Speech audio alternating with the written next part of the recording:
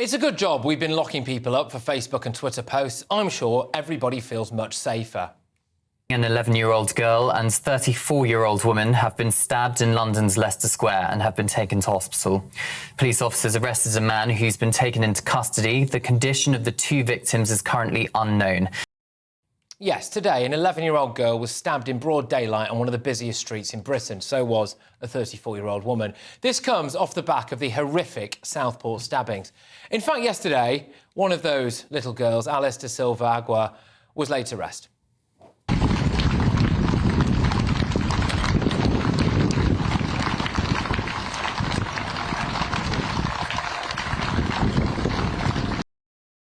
A few days ago, 3 teenagers were injured in a shooting in Orpington in Greater London, and today it's emerged that doctors warned that the Nottingham triple killer, Valdo Calacane, could kill in future. This was ignored. He went on to stab 3 people, including 2 university students, to death.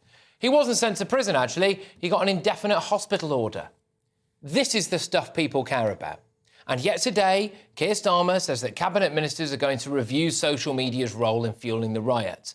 Starmer can mobilise a standing army of police for far-right riots that never happened last week.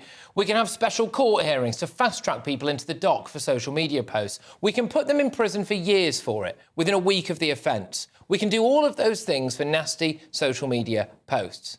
Labour says that's a deterrent. Meanwhile, Labour is going to allow violent offenders out early. Can anyone make that make sense for me, please? The latest YouGov poll shows that crime is now the 3rd most important issue for people in Britain. Immigration, by the way, is now number 1.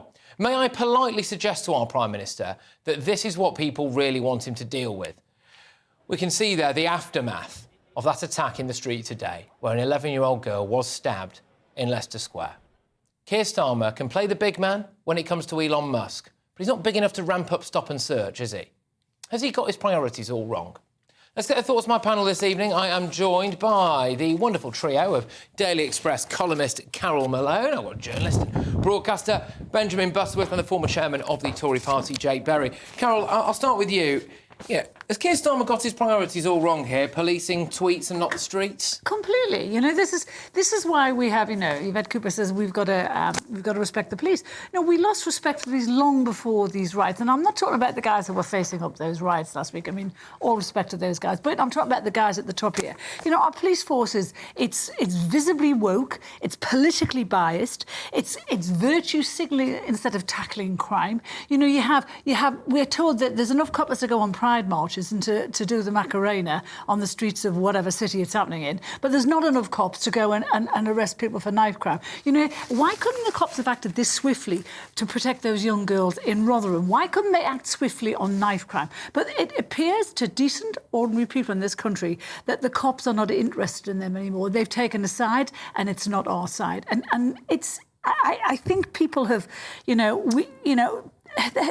the woke thing is bad. You know, the Sussex police, had to apologise recently to the whole of Sussex because they had said they'd arrested a pervert, a child abuser who had been convicted, and he was a trans woman.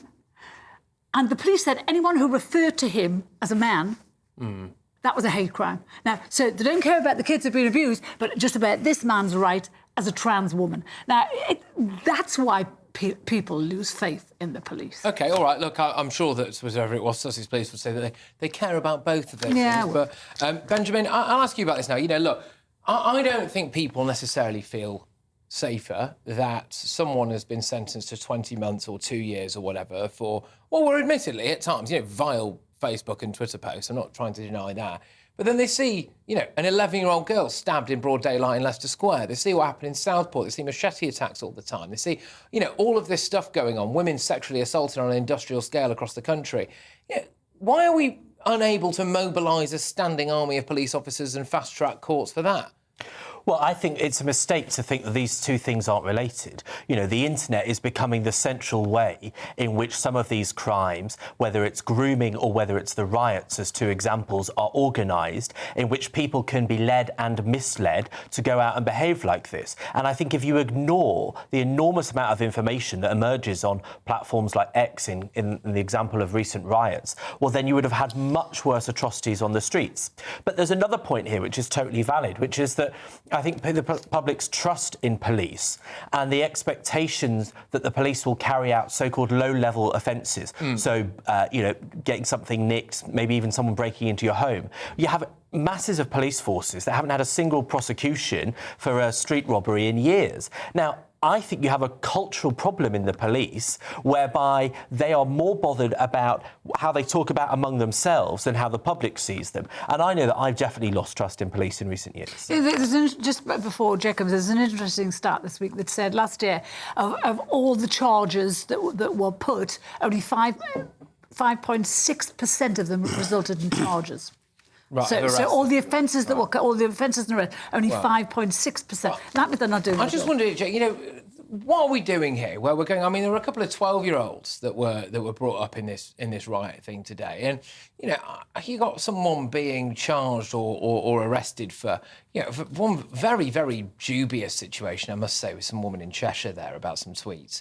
Or a Facebook post or something. And meanwhile, you have got people who do not fear at the moment walking around the streets with knives. That's what people are angry about, isn't it? Is it just because he's too afraid to ramp up stop and search? Well, that may be it. But I think the big mistake that the government's made is that it feels to me like the government has picked a side. Yeah. It is labelled one group of people as completely far right, and it is literally, not literally, but virtually, chucking the book at them, people being sent to prison for 10 years for being involved in riots, people apparently going to be sent to prison for repeating things on social media, for attending the riots, not even taking part, for going out of their house to have a look, see what's going on. That's happening in one end of the spectrum. Then in the other end of the spectrum, if you take the Hare Hill riots, where there were 2,000 people in Leeds, according to Leeds Police, West Yorkshire Police, who came out, riot, set fire to a bus, set fire to a police car. There's only been 27 arrests there. And of those 27 people, only 4 have been remanded in custody. There is a two-tier policing system in this country. There's no denying that. And it started, actually, I think, it's been going on for a long time, in around 2020, when you had the Black Lives Matter protest, which saw serious violence, including in Bristol.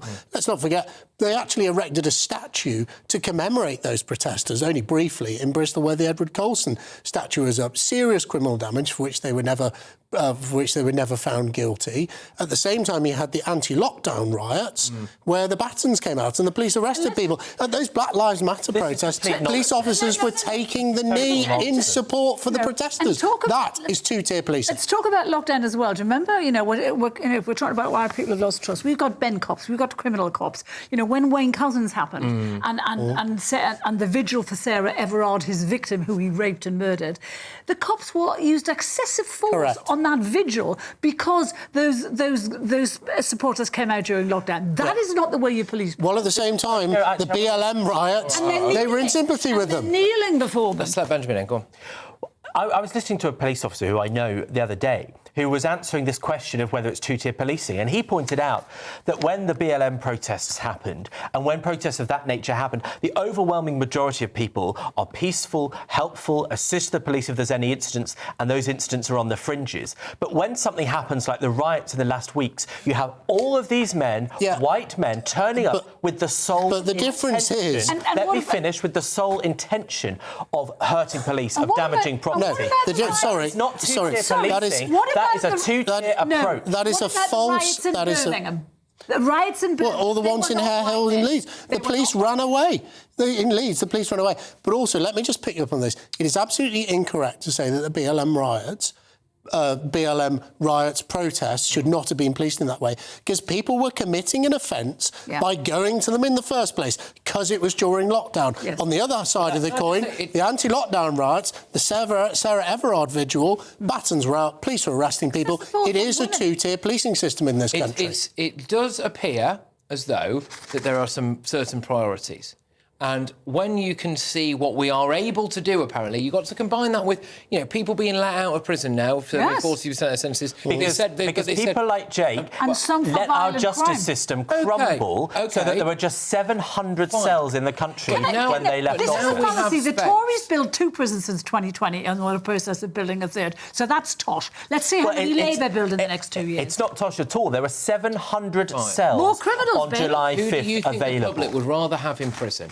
Someone who's tweeted something a bit fruity, or someone who's actually been a violent criminal who's now out after 40% of their sentence? I think what you're saying is dangerous tosh, because these people are not tweeting quote-unquote something fruity. What they are doing too often is inciting violence, inciting the right to assault. Let me say, the cops you illustrate that Keir Starmer can't win. You're just determined to attack him, because by getting this fast-track justice, they nipped those riots in the bud much faster than anyone thought. Much faster than 2011. If he hadn't done that, you'd say, why is it going? What about Leeds? You'd say, well, why can't he do it for everything else? Well, why don't you ask Jake? Because Jake... What about Leeds? What about Birmingham? I'm sorry, this is not even... Let me give you a real example that happened in Burnley 3 days ago. A good friend of mine phoned the police in Burnley and said fireworks are being set off 3 days in a row after midnight. That is a criminal offence in this country.